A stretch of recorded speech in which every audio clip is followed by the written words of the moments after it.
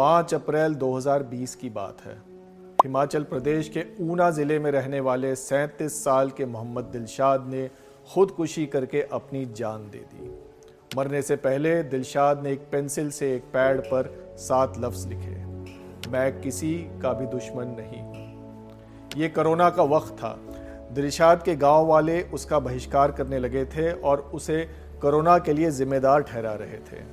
दिलशाद का सिर्फ इतना ही कसूर था कि उसने तबलीगी जमात से जुड़े हुए 2 लोगों को अपने घर पहुंचने में मदद की थी। सिर्फ किसी की मदद करने के लिए दिलशाद के साथ दुश्मनों वाला सलूक किया गया। ये वो दौर था, आपको याद होगा, जब टीवी पर रोज़ एंकर कोरोना जिहाद का हवा बना रहे थे और तबलीगी जमात को भारत में कोरोना फैलाने का जिम्मेदार बता रहे थे।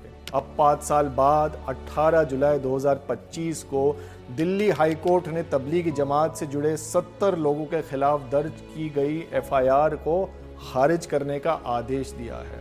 हाई कोर्ट ने कहा कि दिल्ली पुलिस ने ऐसा कोई सबूत नहीं पेश किया जिससे साबित हो जाए कि तबलीगी जमात ने कोरोना को लेकर सरकार के आदेशों का पालन नहीं किया। आपको दिखाया गया कोरोना जिहाद का सारा मामला झूठ था।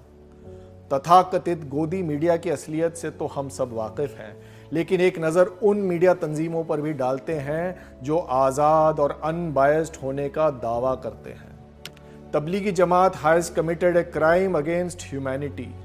मौलाना साद इस्लाम के नाम पर लोगों को मारने पर क्यों उतारू हैं? No excuses for what happened at Nizamuddin Markaz. Tablighi Jamaat and role religion played as super spreader. और फिर इन कार्टूनों पर नजर डालिए। इन सब ने बिना किसी सबूत के कोविड जैसी अंतर्राष्ट्रीय महामारी के लिए एक मुस्लिम तंजीम को जिम्मेदार बताया। क्या इन्हें इस बात के लिए माफ़ी नहीं मांगनी चाहिए? मसला सिर्फ ये नहीं है कि इन लोगों ने झूठ फैलाया, मसला ये है कि इनके झूठ का ज़मीन पर क्या असर हुआ। अप्रैल 2020 में द क्विंट ने एक डिटेल्ड रिपोर्ट में दिखाया कि देश के कई हिस्सों में कोरोना के नाम पर मुसलमानों पर हमले किए गए।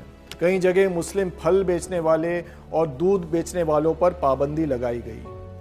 इनमें से कई जगह हमला करने वालों ने ये कहा कि तुम लोग तबलीगी जमात के हो या निज़ामुद्दीन मरकज़ से आ रहे हो और कोरोना फैला रहे हो। इसी नफ़रत ने ऊना के मोहम्मद दिलशाद की जान ली। जब महामारी के दौरान देश को जोड़ने का वक्त था, कुछ मीडिया तंजीमें एक अलग किस्म का वायरस फैला रहे थे। नफरत का वायरस, शक का वायरस, लोगों को बांटने का वायरस। आप सोच रहे होंगे कि हम बाकी मीडिया पर सवाल उठा रहे हैं, कहीं हमने भी उनकी तरह प्रोपेगेंडा तो नहीं फैलाया।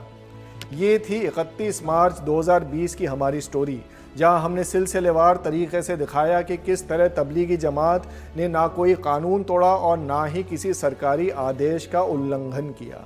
इसी दलील को दिल्ली हाई कोर्ट ने 5 साल बाद कबूल किया और तबलीगी जमात के खिलाफ दर्ज किए FIRों को खारिज कर दिया।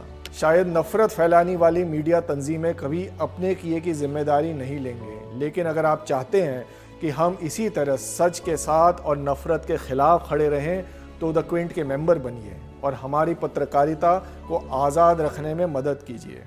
आप अपना ख्याल रखें और द क्विंट से जुड़े रहें।